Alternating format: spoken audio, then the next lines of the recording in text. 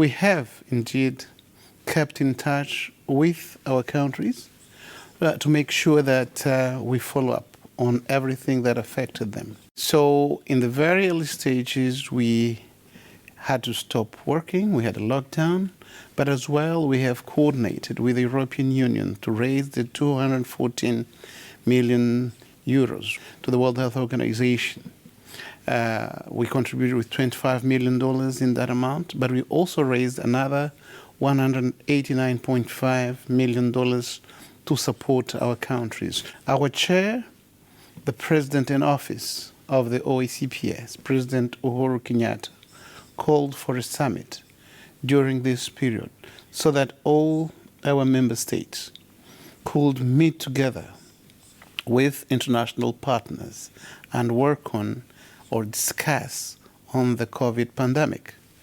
Indeed, during these discussions, our presidents were able to not only show how much they were together from our regions, but as well it allowed our partners to be attentive and listen, make contributions, and I think that that was one of the highest moments of one of the elements that we have organized during these days of the COVID-19 pandemic.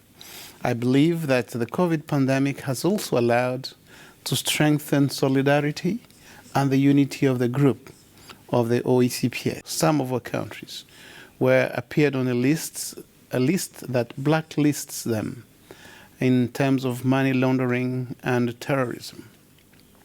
When a unilateral position taken by the European Union Commission. That has deeply affected our countries, and we are working together during this period again of the pandemic to stand together to make sure that we discuss with our partners to make sure that this does not affect our countries even in a more devastating manner.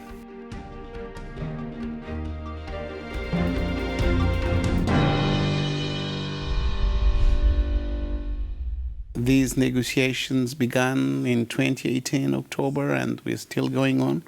We expected them to be concluded by early this year, but we hope that by the end of December this year we should sign the agreement. In the Post-Cotonou Agreement, you will have 3 protocols, which is indeed different, while you have then 3 protocols covering the Caribbean, Pacific, and African regions, which will be annexes of a major agreement itself. So there is one foundation of the major document and those protocols which will cover the particular aspects of each region. And indeed, this agreement also includes some important aspects related to the issues of climate change. And as you might be aware, we've been very active with the Paris agreements on climate, and as well as we implement the Millennium Development Goals in this agreement. These will be particularly important for the future.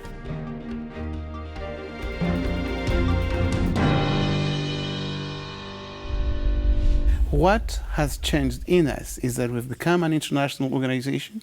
We are no longer only influenced or attached to the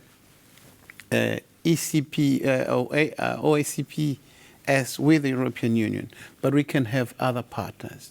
So we can call on other partners, we can negotiate with other partners, we can talk to them on any other challenges that we may find critical or important to our nations. So this is what is going to change, and that's what the OACPS have become. One of the issues that we've been working on, and that is now concluded, is the creation of the Endowment Trust Fund.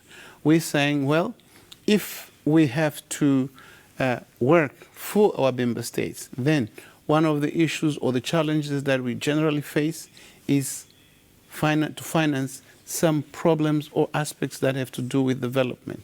If we have an endowment fund, we may be able to take decisions that at particular moments may help some of our member states, may resolve some of our critical problems. Not all, but at least it will allow us to stand as an independent organization which has a position or which has a proposition to make for a solution in any particular problem.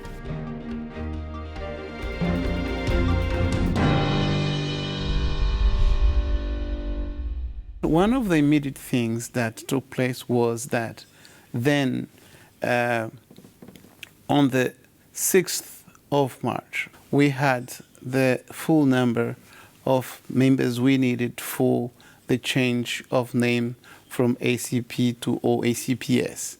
So that was the first particular important moment of my first 100 days. So we became then the OACPS. It was the first summit ever. Not only first, but first intersessional. But not only first intersessional, but also the first virtual summit.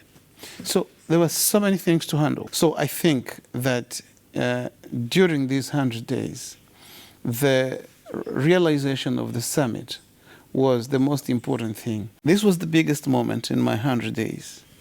It was not easy, but I think that we had that summit, and probably the decisions taken during that summit demonstrated the importance of solidarity and unity. I think that's the main or the most important message I took from, and I want to make sure that we in Brussels, our ambassadors here, our ministers across, this is the most important message we can take across. We have got to stand on these elements to make sure that the OACPS stands as an organization.